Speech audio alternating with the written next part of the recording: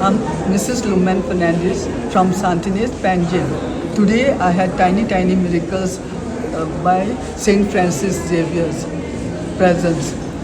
He reminded me of three things. One, my food which would have been left, and gave us breakfast and allowed us to travel safely through traffic congestion and all that. And we wished to come for English, but we got a Tamil mass.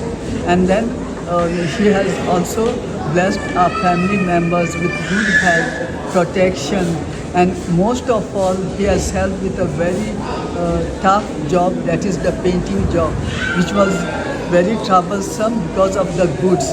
He gave, little weak, he gave me energy, vigor, patience and perseverance to carry on that task.